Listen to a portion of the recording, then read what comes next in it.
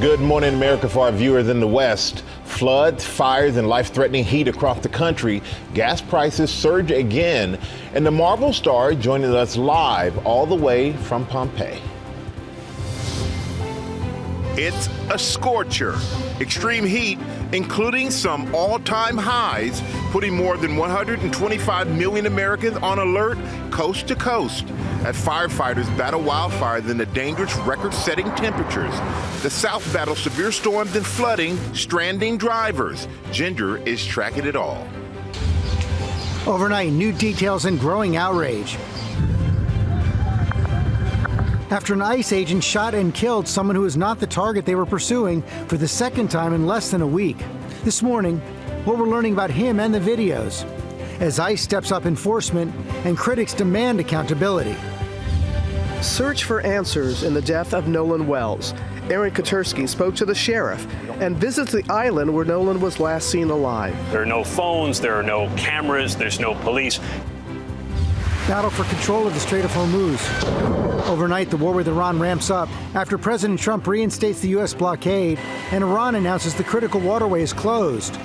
With oil surging, could gas prices soon be back above $4 a gallon? Major League slugger Bryce Harper swinging back at FanDuel. How the All-Star ended up in the middle of a lawsuit against a gambling site.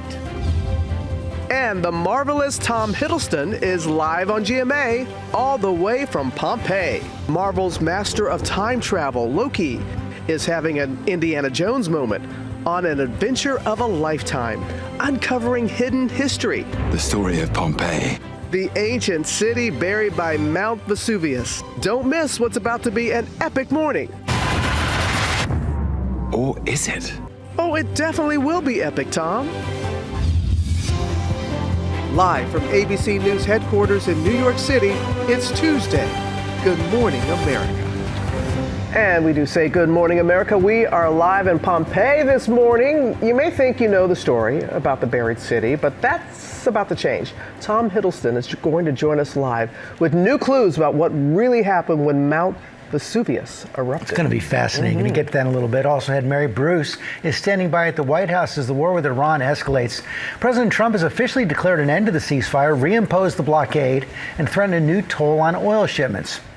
Plus, Aaron Katursky is in Mississippi with the latest on the Nolan Wells investigation. But we begin with the extreme heat that is baking much of the country. More than 125 million Americans are under heat alerts. Ginger's tracking a high temp forecast as several cities hit daily records. It's a scorcher in Salt Lake City, and that's where Kana Whitworth starts us off. Good morning, Kana. Yeah, Michael, good morning to you. So as you said, multiple cities throughout the West have already shattered their all-time heat records, and Salt Lake City is one of them. This historic heat wave is changing how first responders protect their citizens and themselves. This morning, more than 125 million Americans sweltering under dangerous heat that's also bringing severe storms and flooding.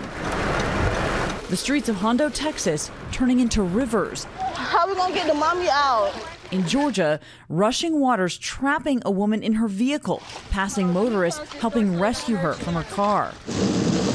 Louisiana pummeled with torrential rain, flooding roads. I pulled over safely because there were cars that were stalled. Meanwhile, near record heat is baking much of the Midwest and East, with heat warnings and watches stretching across several states.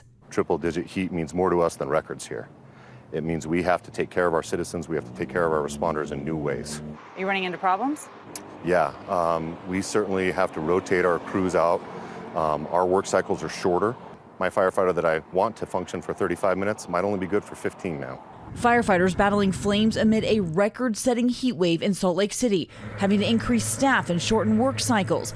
In popular destinations like Zion National Park, triple-digit temperatures are pushing hikers to their limits. How many people have you rescued off those hills? So this last weekend, we had 2 in one day, right here in the foothills right above Salt Lake City. And that's unusual for us. Officials reminding people that heat is the deadliest weather hazard in the United States. So in an effort to help keep people safe, cities across this country are opening up cooling centers. I'm told that here in Salt Lake, it's the largest rollout of cooling centers in history. Robin. Want everybody to stay safe. All right, Kena, thank you very much. And you warned us, Ginger. Yeah. The heat is headed east. How hot is it going to get? Yeah, so we're going to see temperatures nearing 100 or even above, and then you add the humidity, it will be even hotter. But a place like Fargo, North Dakota today will be close to 100 degrees and could break daily records, and that's kind of where it's focused. So extreme heat warning through Thursday in St. Paul. That's one of the many places where we find extreme heat warnings. Come on over here to see some of the numbers with me. Rapid City could go for a daily record today at 102. We go from Denver at 97 to Minneapolis, same number. These are on the order of 10 to 20 degrees above average. So when people say, oh, it's July, and climatologically, this is the hottest time of the year. True, but this is hotter than our hot. So you see some of these numbers, the heat advisories here, an extreme heat warning for Philadelphia now. Syracuse could break a daily record, so could Plattsburgh, New York today, and then we'll stay hot, and that's the problem. Heat is cumulative, 101 for 2 days before Friday cools in D.C. to 97, guys. Oh, boy, got to be careful. Okay, Ginger, thanks. We're going to get the latest now on another fatal shooting by ICE officers. They killed a man in Maine who was not the intended target of the immigration operation, and it comes just days after an ICE officer killed an undocumented immigrant in Houston. Victor Kendo is in Biddeford, Maine with the latest. Good morning, Victor. Good morning, George. That man shot and killed while ICE agents were trying to stop his vehicle. It happened right behind us. There was a growing memorial there with flowers on the corner. Now, people in this community are demanding answers and accountability. This morning, growing outrage after an ICE agent shot and killed someone who was not the target they were pursuing for the second time in less than a week, this time in Maine. A security camera at a nearby home capturing the sound of 5 gunshots. The man's white car, then seen here after the shooting, slowly moving in a circle. An agent trying to stop the vehicle, authorities eventually stopping it with their own car. First responders seen surrounding a man who lay motionless in the street. Daniel Boucher says he saw agents pull the driver out. He put him on the ground, and I heard the young man say, I tried to stop. Clearly heard him say that. I tried to stop, or I tried to pull over. Boucher says one ICE agent claimed the man tried to run him over. I could no longer see any movement, which meant that he had expired.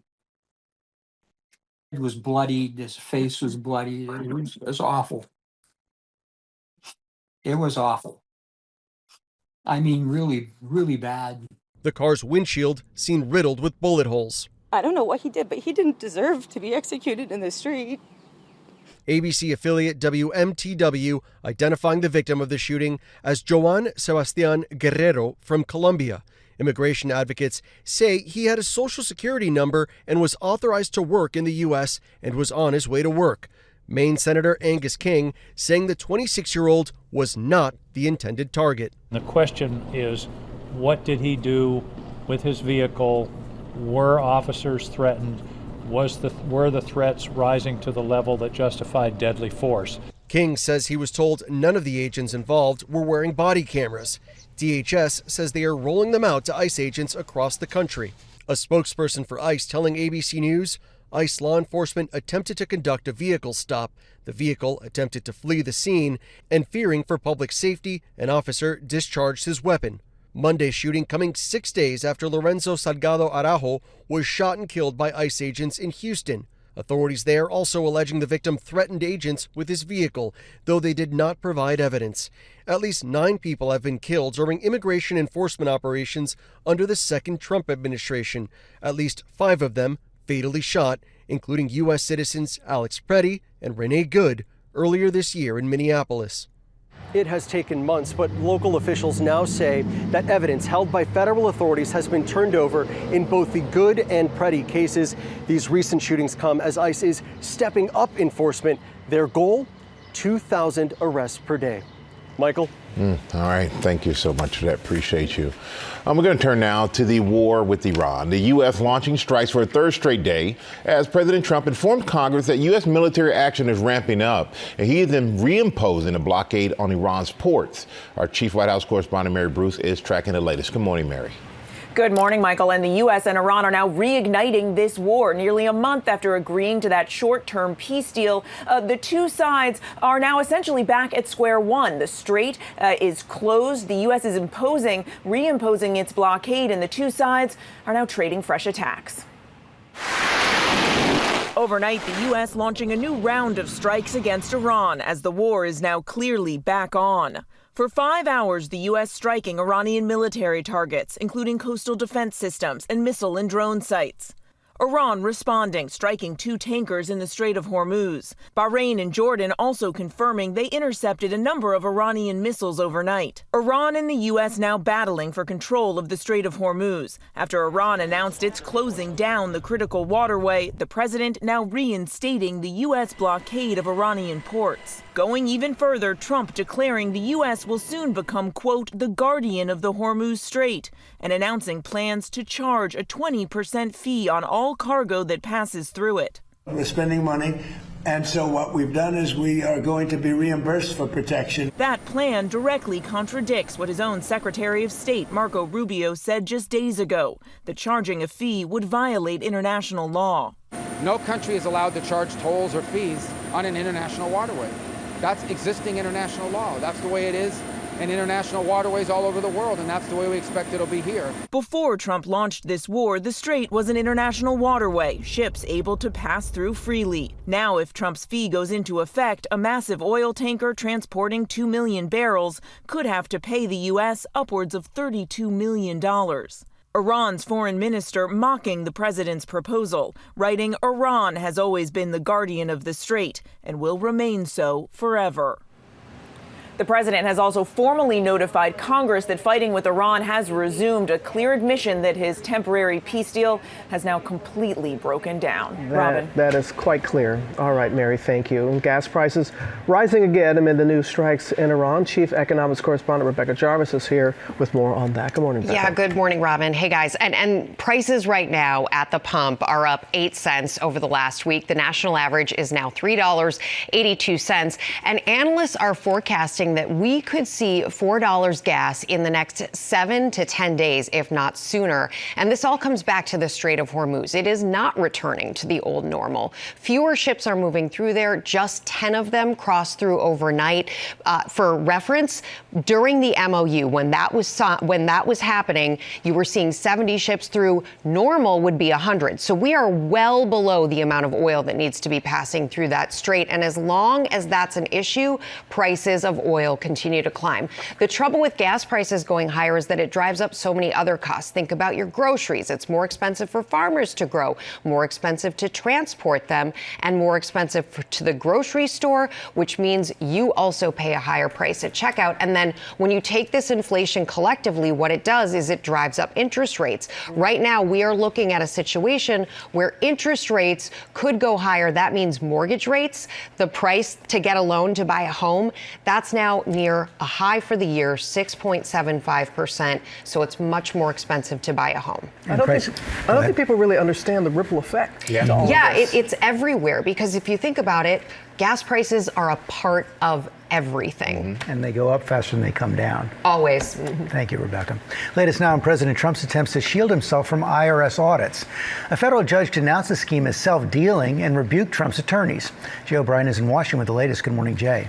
George, good morning to you. This was a serious rebuke from a federal judge in Florida, ripping into President Trump and his Department of Justice and referring the president's personal lawyers for possible disciplinary action. It's all tied to that $10 billion lawsuit the president filed, then settled, with his own government over the leaking of his tax records. It's that settlement, remember, that created the now defunct $1.8 billion anti-weaponization fund, which could have paid money to Trump's allies, including January 6th rioters. Now, Judge Kathleen Williams is finding that agreement was reached in bad faith, accusing Trump and his team of trying to, quote, manipulate the judicial process and use the court to provide some legitimacy to earmark billions of dollars from American taxpayers. That deal also gave Trump and his family and their businesses immunity from future IRS audits of taxes that they already filed. The judge arguing this entire agreement only happened, in her view, because the president was essentially negotiating with himself. There's no response this morning from the Department of of Justice or the White House, a spokesperson for Trump's personal attorneys,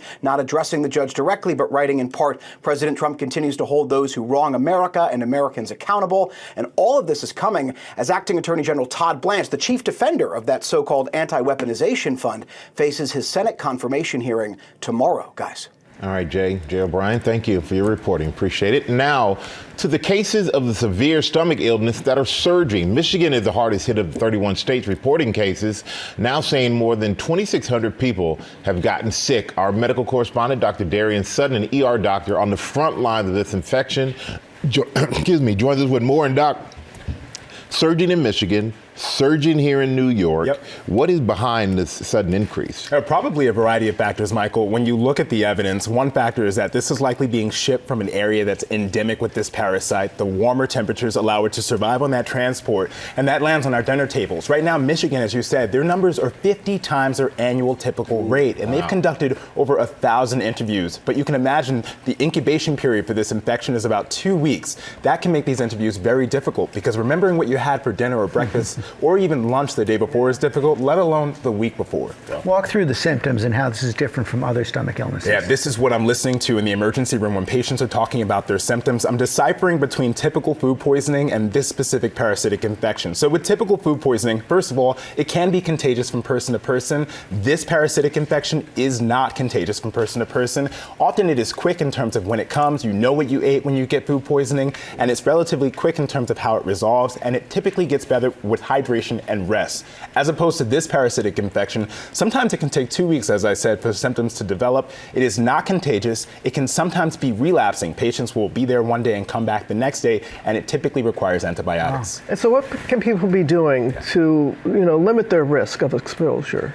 Public health officials are saying, number one, basic precautions are important. Washing our hands before we're eating, just necessary for reducing foodborne illness. You can wash your fruit and your vegetables. You should, including pre-washed, pre-bagged lettuce, because the evidence from the Michigan State points to lettuce, although we don't know yet with the producer, the supplier, or the grower. And if you cook your food up to 158 degrees Fahrenheit, that can kill the parasite. So you might want to change your recipes or your ingredients to help reduce your risk overall. I'm sure ERs are really packed right now. Yeah, and this is a common complaint, so we're trying to decipher between the two often. Well, you always do, Dr. Sutton. Thank you so much. Of course. Okay, what do you say we turn now to baseball's All-Star Week, kicking off last night with the Home Run Derby. It was an exciting finish, and who better than Sam? Who? Bring us the big I moment. ask you, and thank you for pointing that out. Yes. All right, Robert, the MLB All-Star Week is in Philadelphia this year, and hometown fans were thrilled to have two Phillies in the Derby, but neither one would snag that crown. It was a miracle in Philadelphia.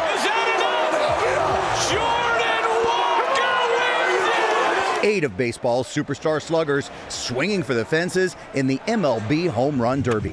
But it all comes down to a bat-off between St. Louis Cardinals' Jordan Walker and hometown hero Kyle Schwarber, with the Philly faithful cheering Kyle on. Ladies and gentlemen, boys and girls, Santa Maria! Schwarber scoring 11 homers with a bonus swing in the final round. And just as the crowd thought the title was his, will that one be enough? I don't think he got it. First-time Derby participant Jordan Walker with a comeback for the ages, going yard on 6 straight home runs to steal the title. And right there, put the dagger in the coffin. I just came in here trying to be easy and try to swing as easy as I can, and I'll be going my way.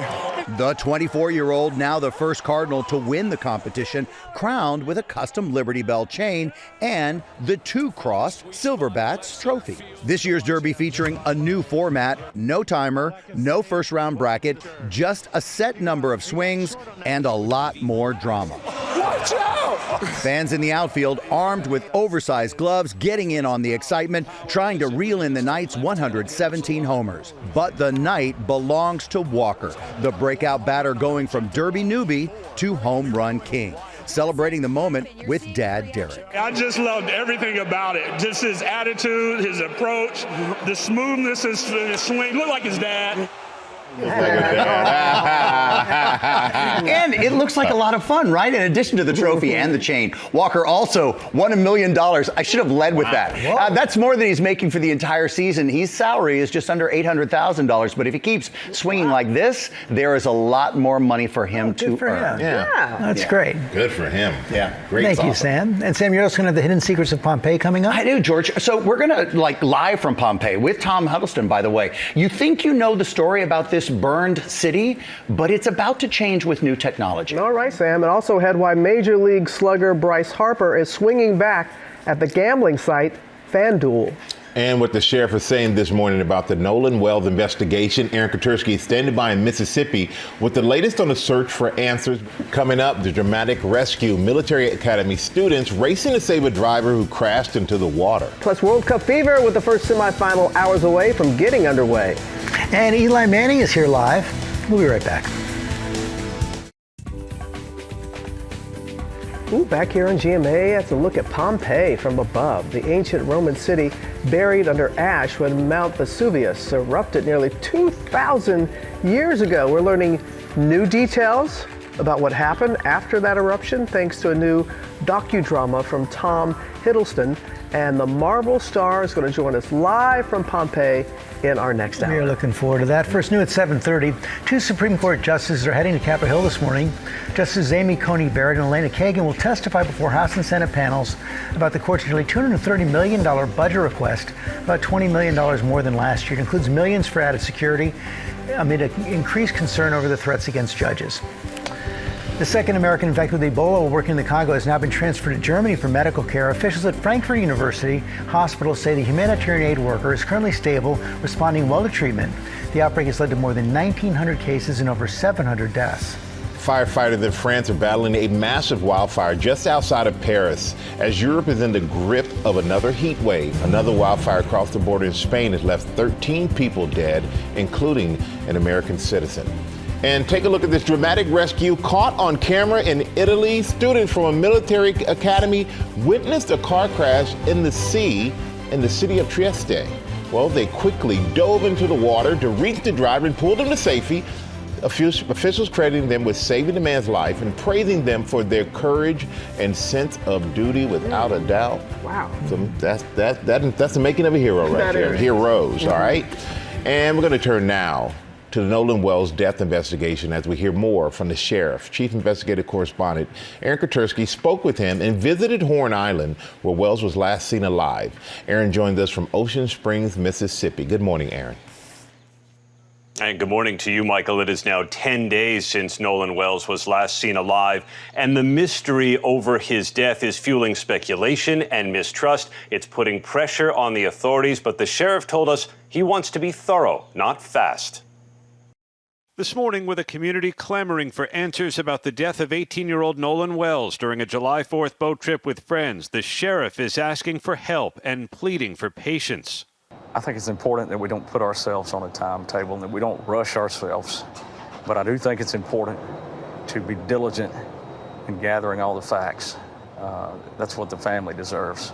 Wells never returned from a remote barrier island off the Mississippi Gulf Coast. The very thing that makes Horn Island such an idyllic spot to hang out for the day is what makes the case tricky for investigators. There's nothing here. There are no phones, there are no cameras, there's no police. It's why authorities have asked anyone who was here July 4th with Nolan Wells to come forward.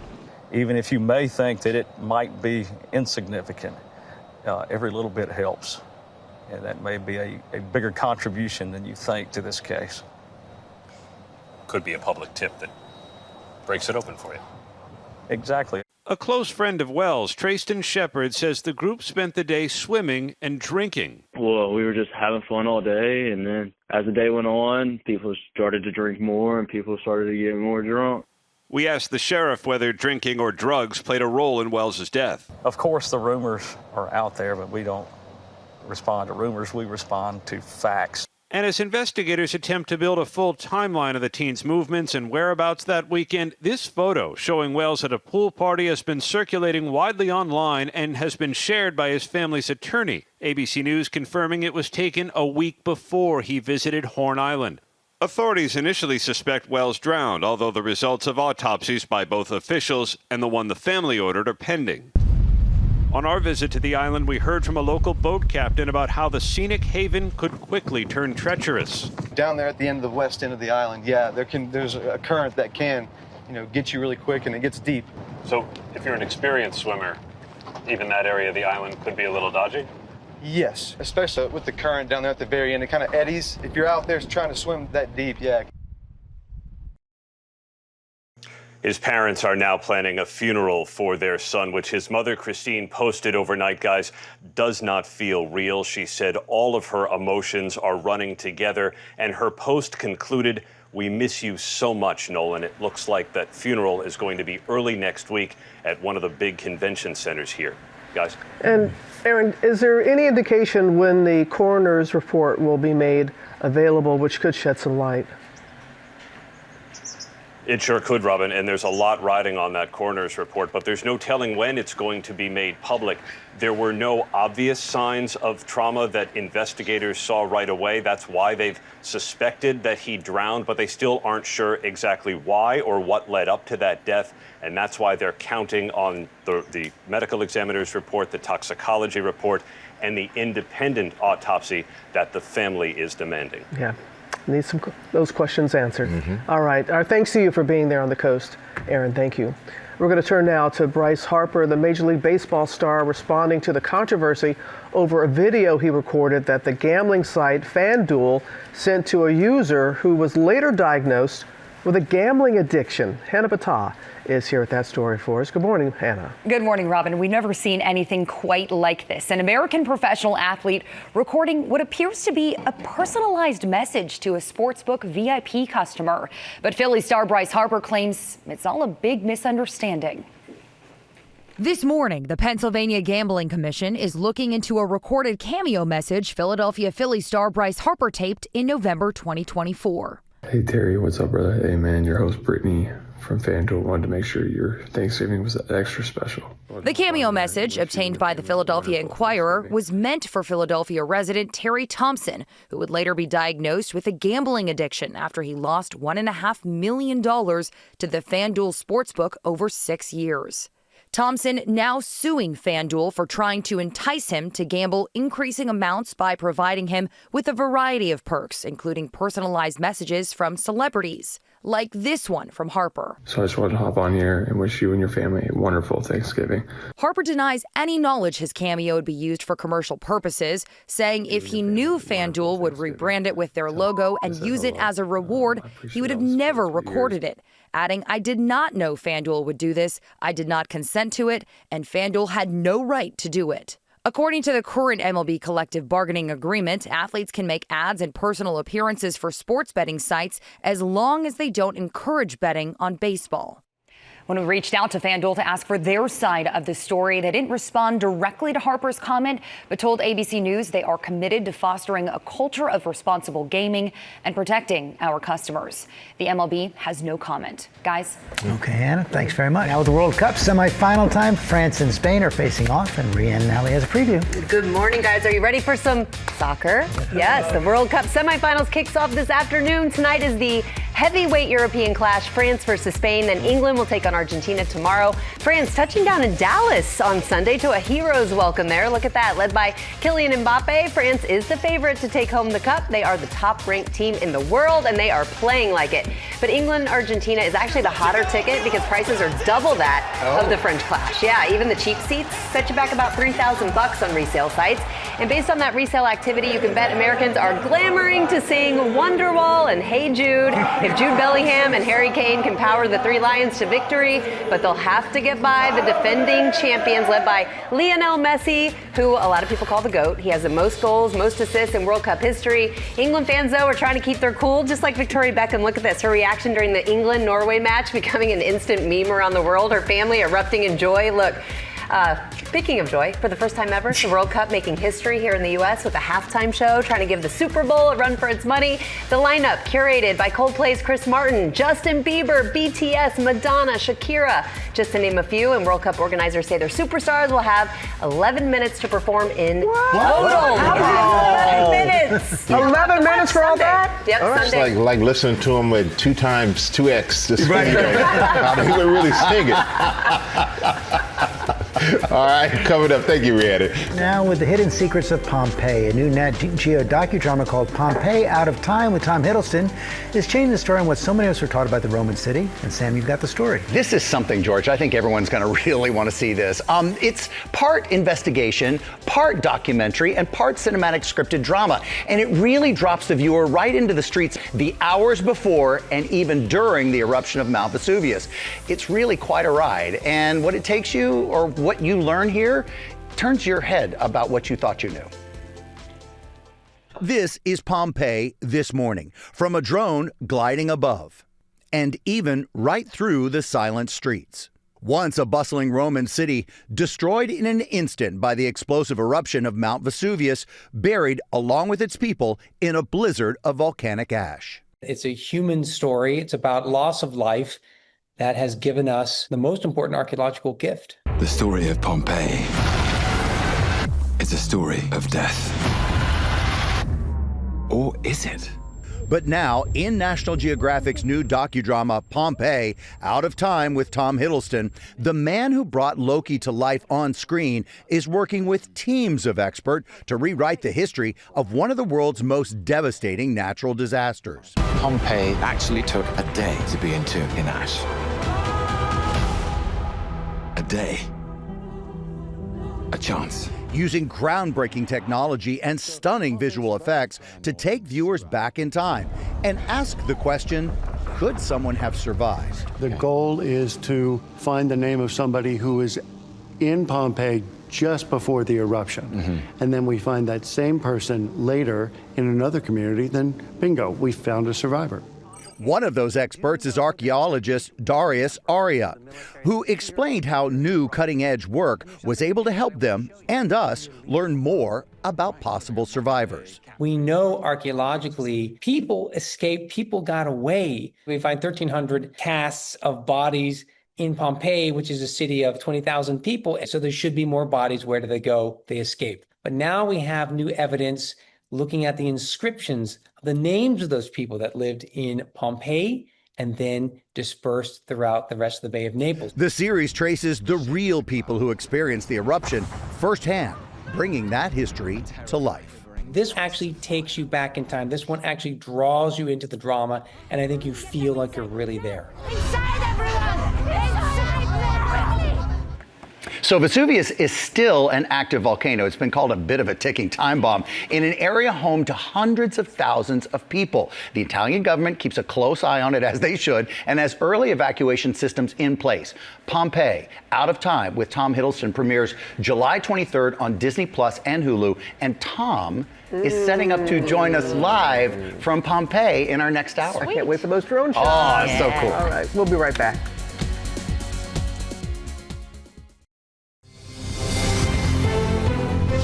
Good morning, America. It's 8 a.m. It is a scorcher, extreme heat, including some all-time highs, putting more than 125 million Americans on alert coast to coast as firefighters battle wildfires and the dangerous record-setting temperatures. The South battles severe storms and flooding, stranding drivers. Ginger is tracking it all.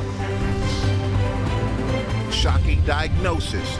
Bachelor alum Joe Amabile opening up after doctor discovered an early-stage brain tumor. This morning, what the reality star known to fans as Grocery Store Joe is saying as he prepares for surgery. 'Cause you make me feel like I'm alive again. And Tom Hiddleston live on GMA with In Pompeii, you can time travel. Tom in Pompeii on an adventure of a lifetime, flexing his skills, I've seen some Avengers movies. digging up history in Nat Geo's Pompeii Out of Time. Plus, are the Avengers assembling for something special? Your savior is here! As he says, Good morning, America. Live from ABC News headquarters in New York City, it's Tuesday. Good morning, America. Well, good morning, America. We are excited to be live in Pompeii this morning with Tom Hiddleston. The Marvel star will tell us all about his new show with new clues about what really happened when Mount Vesuvius erupted. Great look back. First, a look at the top stories breaking at 8. We start with the extreme heat across much of the country. More than 125 million Americans are under alerts. Ginger is tracking the high temperature forecast as several cities hit daily records. Hey, Ginger. Hey, George, we start with a look at Superior National Forest, where at least 20 major wildfires are burning up there. They're worried about some of the air quality happening in northern Minnesota.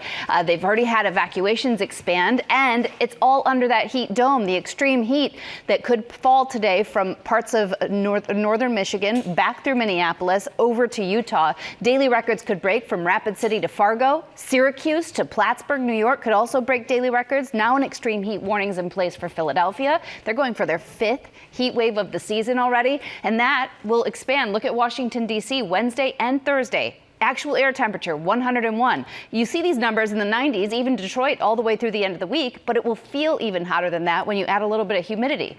Then, who breaks that heat? It's New England. But with it, this afternoon and tonight, I want you to know you're in a level 3 out of 5. You do not see this for Burlington, Vermont, up to Caribou, Maine very often. It's damaging wind in excess of 70 miles per hour. Also the potential for strong tornadoes, and diameter of hail could be 2 inches or greater. So watch that tonight. Robin. So much to watch out for. Ginger, thank you. Now to what comes next in South Carolina. After the sudden death of Senator Lindsey Graham, his sister will serve out his term, but then someone must replace him on the ballot in November. Jay O'Brien is on Capitol Hill with the latest. Good morning again, Jay.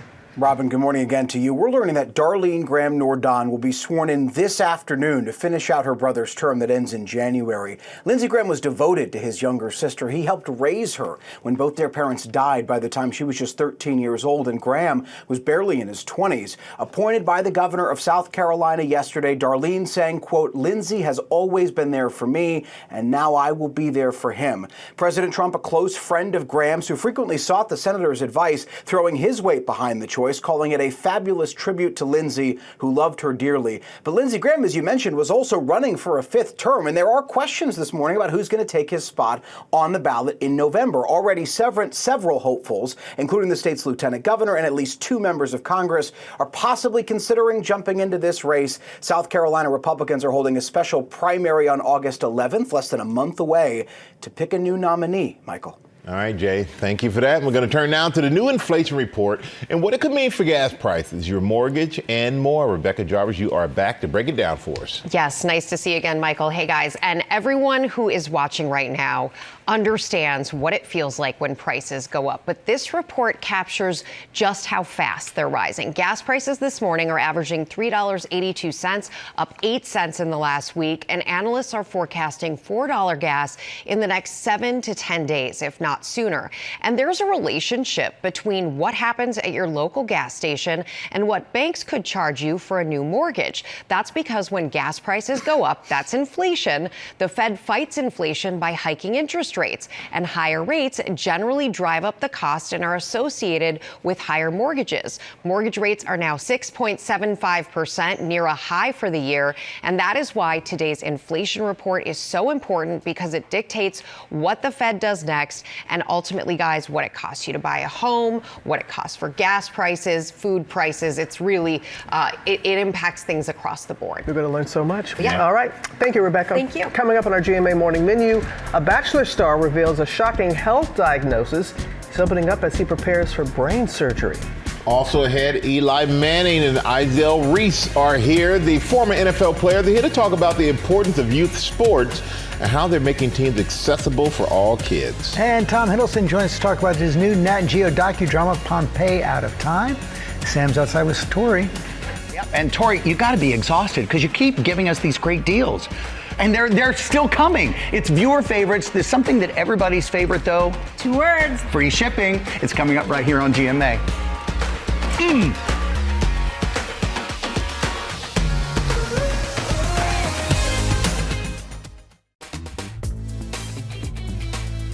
Beautiful, hot, but it's beautiful. Our GMA cover story, The Bachelor star speaking after doctors discovered an early stage brain tumor. Rihanna Ali is back with what the reality star known to fans as Grocery Store Joe is saying as he prepares for surgery. Good morning again, Rihanna. Yes, good morning, Robin. Yes, Joe Amabile admits the serious diagnosis has been really difficult to process, and he really struggled with whether he should share his news with the world. This morning, Bachelor alum Joe Amabile opening up about a shocking health diagnosis. There was a blueberry-sized lesion in my brain that looks to be a glioma, which is a tumor. The 40-year-old reality star revealing doctors recently discovered what appears to be an early-stage brain tumor. So I now need to get brain surgery to get it removed and get it tested. And then we're going to go from there. A glioma is a tumor that develops in the brain or spinal cord. The treatment and prognosis is dependent on the type and location of the tumor. Amabile, better known to fans as Grocery Store Joe, first became a fan favorite on The Bachelorette. Hello. How are you? You look amazing. He later found love on Bachelor in Paradise, where he met his future wife, Serena Pitt. What has happened? I'm the veteran on this beach, and I'm falling apart. Together. The two married in 2022, and the fan favorite also competed on Dancing with the Stars in 2018. Now Amabile is staying positive as he prepares for surgery. I think it's one of those things where you're like, oh, something like this never happened to me. And here I am. The news sparking an outpouring of support from friends and family. His wife writing, "You're so strong and we're going to get through this together. I love you." Jenna Johnson, his dance partner, adding, "OMG Joe, sending you all the love and support." And fellow Bachelor alum Wells Adams posting, "Love you, brother. You got this and we've got you." Amabile says he struggled with whether to share the news publicly before deciding to open up about his health journey. They say it's really early stages. I hope they are able to get it all, and I'm fine, but I will keep you updated. We, of course, hope they're able to get it all as well. He says he'll have surgery soon to get it removed and tested, and then we'll see what further treatment is needed. But for now, guys, he is just trying to stay positive. He's leaning on his family and friends, and you saw the outpouring of support he's getting. Yeah. We wish him all the best. Yes, thank you so much. Michael? Hey, Robin. You know, I'm here with Eli Manning and Izell Reese, two former NFL players who you may have heard of, who are now helping kids get involved in youth sports, making it accessible and fun for all. Good morning, gentlemen. Good to see you both. Welcome to GMA. Give it up for these two. Yeah. Good morning. Thank you. Thank you. Now, Eli, we both played in youth sports league growing up. And why do you think it's so important for kids, even if they're not trying to make it a career like we did? Right. I think just the life lessons that you learn because of sports and leadership and teamwork, dealing with success, dealing with failure are so important, and you can learn it through sports, and also just the lifelong friends you make because of sports, and getting started playing multiple sports as a kid, and hopefully trying to find that passion that you have in which sport it might be. And it's really amazing. Even if you didn't play on the same team with somebody, when you see somebody who played the same sport, that level, it is always a connection there. And I know for you, you're committed to making sure that sports are accessible for all kids. Yes. As a founder of RCX Sports, and we are committed, and it's been a mission for me since I hung up the cleats, if you will, from playing days, just to give more kids opportunities that we had in playing sport and playing multi-sport, and we're able to do that. We've partnered with several pro leagues, and it's given us a very unique opportunity that has really excelled and given more kids the opportunity to play. And you both are involved in flag football, and we've seen that just explode in popularity, including young athletes who want to play tackle. But why do you think flag football has exploded so much, Eli? Well, I think first off, for the girls, an opportunity for them to get into football. And for so long, they got to watch football. You see it on TV. You're going to games, but they never had the opportunity to play. So to get the girls playing flag football now, they can play in the high school. It's an emerging sport in college. And so I think it's just a great opportunity to introduce the game of football to not only girls, but the young kids, get them involved, get them playing. You don't have to worry about getting tackled. You don't have to worry about the equipment, and just having fun running around and starting learning some of the fundamentals that go with the game of football. And we all saw that flag football classic, and I know that got a lot of former athletes talking who wanted to get involved, get in the game, just put it in a certain way. And a lot of them wish they could go to the Olympics. I think I even thought about that. So we could have been a dream team. That's what I'm just saying. Yeah, I mean, it was, you think when we were playing in the dream team, it was like you saw Jordan and everybody out there, and it's just like, man, as NFL players, as football players, we wish we would have had an opportunity like that. So now it's there. And I think what you've seen with flag football, the sport has been legitimized. I mean, you got it in the Olympics. It's a college sport, as Eli alluded to. You got girls playing in high school. It's one of the fastest growing sports in the world. And now NFL has already put it out there that it's going to be a pro flag league for both men and women. So I think what you're seeing is the sport of football and the evolution of it. And to your point, boys are playing, girls are playing, kids that play tackle, it's played year round. It's just a phenomenal sport and one of the fastest growing sports in the world now. And Eli, we should form like a league for former players, flag football league for former players. You can't tackle anybody, Michael. That might be hard for you. You know, you just got to pull the flag and that's it. You don't get to hit the quarterback and blindside them and drive them into the ground and talk trash afterwards. You can't do that. That's what you enjoyed about playing. You never did to me. He was on my team. I never did that to you. Goodness, you were on my team. Having you on my team. No, I said we should form it. I didn't say we should play in it. I'm too old to play in anything. I just don't think you understand the rules of the game. That's what I'm concerned with. You just got to pull the flag. But what you both are doing for youth sports, I think, is so important. And flag football is a phenomenon. And I do agree with you. So many young ladies are playing flag at a rate probably even greater than young men, and it's fun to watch. And I appreciate you both, throwing everything you have into this to really, build teamwork and camaraderie and all those things that we all have found to help us in our lives. Yeah, definitely. And I think just the more sports that kids can play. And I think playing basketball or playing baseball or playing soccer growing up helped me kind of form my athletic ability. So, it's, playing multiple sports at a young age is so healthy for all kids. I kind of laugh when you say your athletic ability, but I still did too. I really like it, man. But you had enough to win a few Super Bowls. That's all that matters. I appreciate you both being here. Really, really do. Thank you both. You're still giving Eli a hard time. Trash talk continues here. So we'll light it up with pop news. All right, and please, Michael, remember there's no tackling or trash talking during pop news. All right, let's begin with the king of the box office back on top of his throne. But this time, Tom Cruise has a shovel, teased his new movie Digger over the weekend with that giant prop, and told us the trailer was on the way. Here it is. You knew long before the rest of us. That is why it is your problem.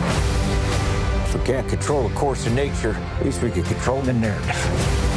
But it happened. Mother Nature, she loved a winner. You're gonna save the world. All right, fellas, Mother Nature wants to fight. Is he okay? Mr. President. Mr. President?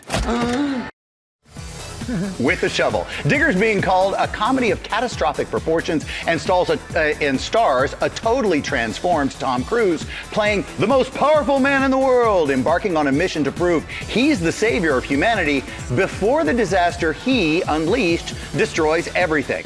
Digger hits theaters everywhere on October 2nd. We're in the middle of summer, everybody, and I hear you popsters. What we're missing is a little Pedro Pascal. Lucky for us, we're getting a first look at his next role, and it could be big. You could call it a behemoth. That's because it's the title of the music drama starring Pascal as a gifted cellist who returns home to Los Angeles after 20 years on the road. Here's Pedro. So it's 8 free into bar 33. And let's roll clicks.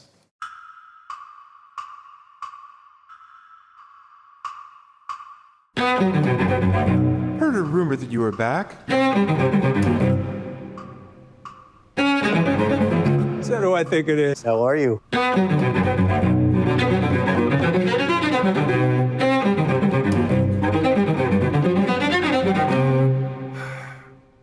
What are you doing here?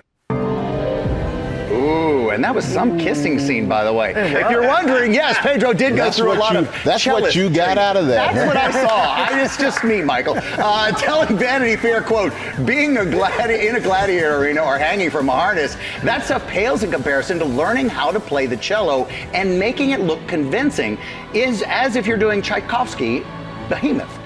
Hits theaters December 4th.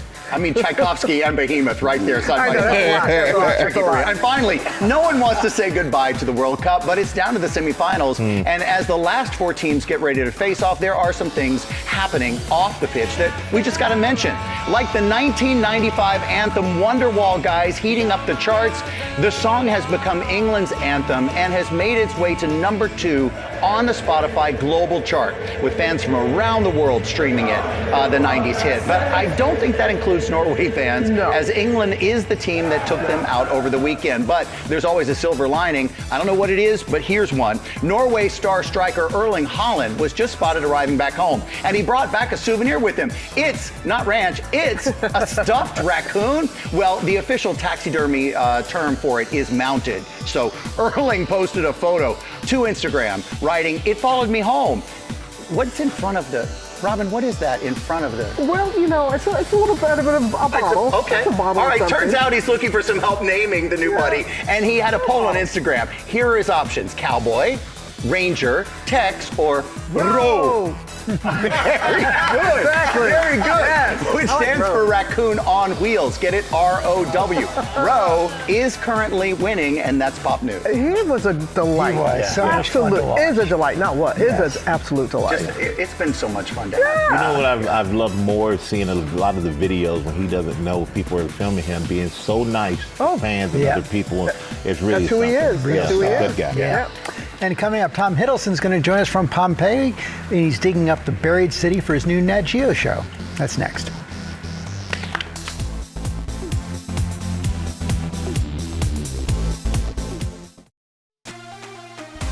Welcome back to GMA, live from New York City. And we are back with a new look at Pompeii. The ancient Roman city was buried in a wave of ash when Mount Vesuvius erupted in 79 AD. It froze the town in time, preserved its history. Tom Hiddleston, Marvel's master of time travel Loki, is there today, and he's on a journey with Nat Geo. Tom, thank you for joining us this morning. We are so excited about this. Tell us about this project. It's really unique. George, thank you so much, first of all of you, for having me live from Pompeii. You can see behind me is the iconic mountain, the volcano Mount Vesuvius, which was the villain of the piece in 79 AD and buried the ancient city in pumice and ash and superheated rock and preserved it for eternity, then discovered by archaeologists 1,800 years later. The show is very close to my heart. I was a student of the classics at university. That was my bachelor's, that was my major degree. And what we've done is made a show that retells the story of Pompeii in real time. And what I didn't know when I was a young man was that I thought that the volcano erupted and the city was buried instantly. What I found out was there was actually a single day between the volcanic eruption and the burial. And we wanted to take people through that journey, a kind of immersive, dynamic experience to see the choices that people made, either to be with their families or to try and survive and make it out. And Tom, you alluded to this, that this is personal for you. Can you just speak a little bit more about your draw and connection to Pompeii? So I first came to Pompeii when I was 17 years old in the summer of 1998. It was a happy time. The World Cup was on in France. I remember watching a lot of football, eating a lot of pizza. It was my first trip away without any adults, no teachers, no parents, no supervision. And I was with 2 friends, and we got a train ticket from Paris through Rome and down to the Bay of Naples.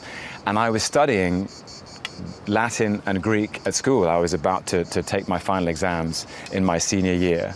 But until that point, the study of the ancient world, ancient Rome, ancient Greece, had been in books in the class.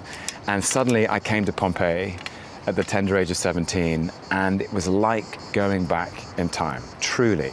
It suddenly the past, the deep past, the ancient world was a living place that I could visit. And you can literally, quite literally, follow in the footsteps of our ancestors who lived 2,000 years ago. And in that moment, and I think anyone who's been to Pompeii will connect to this, you feel 2,000 years compress and collapse, and it feels like time travel. It's the most amazing feeling.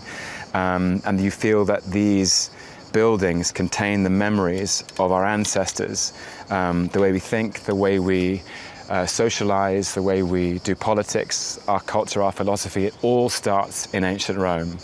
And Pompeii is the most magical preservation of that period. Well, we're sure when you went back to college, the school, you aced those finals. But we're going to take a look at a clip. Let's check it out. I think we can be a bit more cinematic than a spreadsheet, no?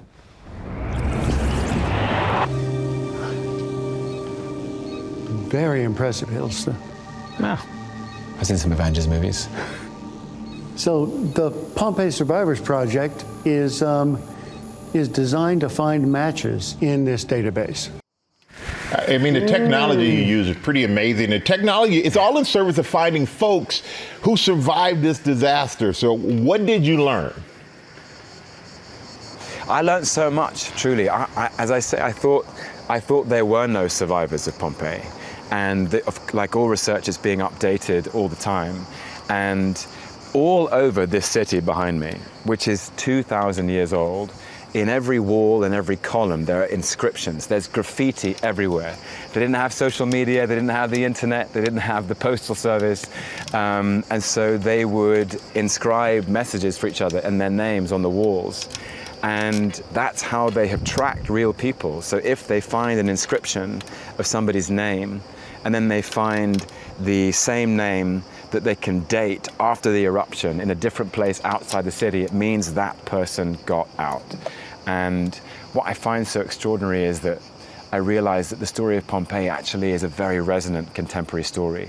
They were ordinary people whose lives, they never believed their lives would be recorded. They weren't senior VIPs, they weren't politicians and senators and generals. They were ordinary people living ordinary lives who happened to be caught in this extraordinary time. And I think there's a lot we can learn from the past. We forgive the people of Pompeii. They didn't heed the warnings. There were earthquakes before the volcanic eruption. And if they had left the city, they would have made it out. But also the idea of survivors and a group of people who have experienced a collective trauma, enormous suffering, enormous loss, and find themselves without a home. The survivors of Pompeii become refugees, and the story becomes very contemporary and really resonant, just like we see, unfortunately all over the world when people have to survive any natural disaster, be it an earthquake or a tsunami or a flood. But I think the thing that really I love about Pompeii is that it connects us to who we were. And certainly Western Europe, this is the cornerstone of our civilization. These are our ancestors. And you feel when you visit Pompeii this extraordinary thread of connection across time, across history, across 2,000 years, that these people were just like us. They lived, they loved, they were families and farmers and fishermen. What's extraordinary, if you go to Herculaneum, which is just over the hill, when the archaeologists came to excavate, they found bread still baking in the oven, and you can see that bread in the museum. There are babies' cradles that look exactly like our babies' cradles today. You can touch the past, and it's the most extraordinary, miraculous, tangible thing to be connected to history in that way. Boy, you are so convincing on that. We can really tell this is a passion project for you. Thank you for joining us this morning. Pompeii. Thank you for having me so much. Absolutely. Pompeii Out of Time with Tom Hiddleston premieres Wednesday on Nat Geo Channel, Thursday, July 23rd on Disney Plus and Hulu. We'll be right back. Back here on GMA, and this morning we have an extra reason to shop Deals and Steals. Free shipping! Tori has exclusive offers on fantastic finds for at least, 50% off? Yep. Okay. Plus, We're adding that free No shipping on shipping everything. fees. Exactly. I love that. Okay, starting with copper compression. I feel like I could do this song like head, shoulders, knees, and toes because we literally have something for almost every body part. All of it is compression that is designed to be wearable wellness. So if starting from the head, this one went into the freezer and you see that it's freezing cold. So this one for a migraine, you know, we were saying how it's difficult to take an ice pack, wrap it in a towel, it gets melts, messy. It doesn't always conform to where you need it on your body. So for example, this for the ankle went into the freezer. Yep, went into the freezer as well. And so this is something where it would be very difficult to make an ice pack deliver this kind of coverage. So we've got them for really hands from your head down to your feet, ankles, hands. And what I love is that everything moves with you. So you don't have to be sort of immobilized like you would if you had to put an ice pack on and you can't move. With this, everything's designed to move with you, to just deliver that kind of comfort and relief. It's all 50 off plus free shipping. I love wearable wellness. Yes. Wearable wellness. Speaking of wearable, yeah. little bling bling here from Sterling Forever. So you and I are both wearing, we decided to upgrade our rings there, right? By just putting the little bands around them, which is really fun. And we've got a big variety from Sterling. I know, we're waiting to see. Is there somebody want to take a shot? But you guys get the idea. We've got their tennis necklaces, tennis bracelets, these really fun cocktail rings, which are just like, it just adds like a pop of color day, night. They're really great for travel. You feel fun with them. And people get so many compliments on these. There's a ring missing because I think Sam decided to add to his own stack. What do you mean, Tori? What do you mean? Exactly. He said to me, he's like, sorry, I can't take it off. So what does that mean? So these are just really, it's all about fun from Sterling Forever. I'm wearing my Sterling heart necklace. So if you like a little bling, and who doesn't, all of these at least half price plus free shipping. Very popular. Okay, something else that's popular, Malibu Sky. We've got 2 different sizes of bags. This is 2 different styles. A dome-shaped crossbody bag, but then you can also wear it just shoulder style because that strap is adjustable. So shoulder, or you lengthen it to be crossbody. And then if Lara was going thrifting, she could grab one of these totes because you can hold so much in these. Plus they've got a zipper top, 2 side pockets, great to pop in your phone or a water bottle, and plus feel how light it is. Very light. It's so lightweight, so as you add all your stuff, you're not, you don't start with bulk. These are all $24 to $30 plus free shipping. Deceiving how much you can hold. Yes, and it holds a lot. Style edit. So I'm excited about this. Petula is especially excited about this. Hair products. We have this is their first ever right here, hair styling collection that's all about volume. So we're talking like serious volume without the dryness and stiffness, which sometimes comes from the mists and mousses. The hair gets a little bit stiff. This is volume that will move with you. And then also, of course, what they're best known for are all of their root powders. We've got a variety of styles. Those are great for filling in both thinning areas as well as covering up that growth, between salon visits or between coloring. So it looks like you just came from the salon. Yes, I know, my little secret. Exactly. Half off and free shipping from Style Edit. Temples get a little gray. Yes, of course. And sometimes you need a little something, but don't have enough time to sit for the color. Who's got time? Exactly. All right. DHC. So this is really great skincare that is rooted in organic olive oil as one of their base ingredients. This little baby right here, their deep cleansing oil, 24,000 positive reviews. This is great because it's going to break down sunscreen, waterproof makeup, the dirt of the day, whatever you put on your face. This is a great one. All 50 off plus free shipping. Their collagen mist is another good one on a hot summer day. Great deals. And then finally, Spongel, everyone knows and loves their body wash infused buffers. These are great. We've got them for men, women, and kids, all these fun shapes. The back scrubber is a big winner too on this one.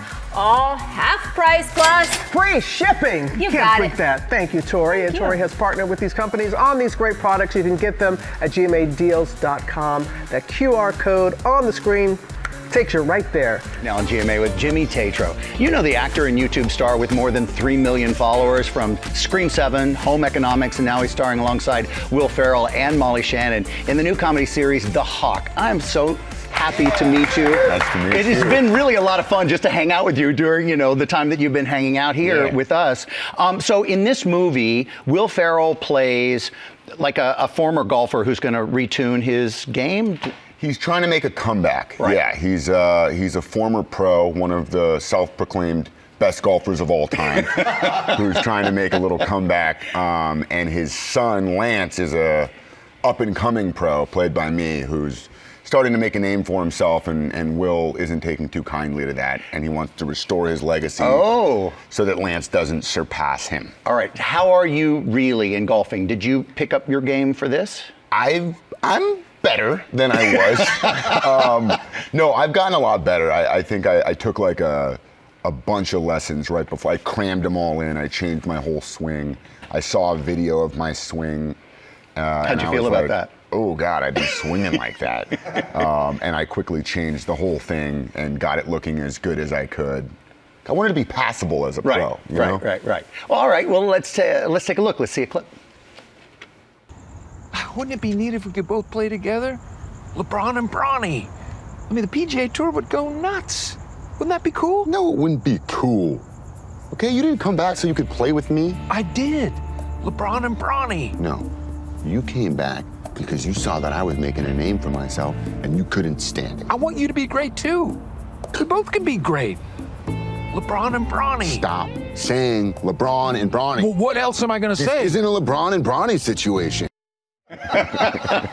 You guys have worked together before, and to me, it's like a great pairing. But you've never played family. No. I can only imagine the one-upmanship of the two of you had to even start at the table read. Yes, actually, the table read, I thought I was showing up doing like a funny bit. It was like at Netflix, all the execs are there. And I was like, I'm going to dress in full golf attire and I'm going to bring my clubs and show up confused like I thought we were golfing today. And I walk in, everyone's laughing. It's kind of a funny bit. We all sit down. There's one empty seat. It's Will. I'm like, oh, he's got something up his sleeve. All of a sudden, you just see his silhouette walking past the curtains with a lit cigarette in his mouth. Song starts playing. He comes in with his shades on, pulls Molly over. They start slow dancing, like getting closer and closer, like grinding on each other. And he like puts a cigarette out. He's like, sorry, I'm late, everyone. And sits down. I was like, I should have known what I was doing. Oh my God. I got outbitted by the king. He did full character. Oh, he came in full character. And then he like sat down next to me and he like saw my clubs. He was like, "Oh, nice! You did a thing too." I had my own kind of bit I was doing. Should have known. No, he's amazing. This though for you has been a super huge year. Let me just get the list out. All right, Scream 7, Mike and Nick and Alice, Vince Vaughn, right? This series with Will Ferrell and Molly Shannon. Your YouTube show, by the way. What would you, and I asked you this earlier, and you kind of said, you pictured this for yourself. Yeah. How would you feel? I mean, this was always kind of the hope of getting here. I think like when I started making YouTube videos, I was hoping to break into the film and TV space. Yeah. So, I'm happy with the way it went, but you asked if I was like surprised. Yeah. I think I put in too much hard work to be surprised. I've got something for you to do here. So come walk with me, because yesterday, so this is a competition, and now we're testing your game thing. Molly did this in 4. So you have 1 ball. I think we have a club for you right there. If I had a nickel for every time I've seen a big cardboard cutout of Will. All right, let's see what you can do. Wait, first of all, how many do you think you can do? I think I'm hoping for 1. Okay, all right, let's do it, because it's gonna live. Yeah.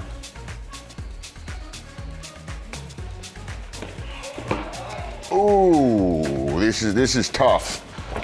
This is tough. I got to play it safe and get 3 now.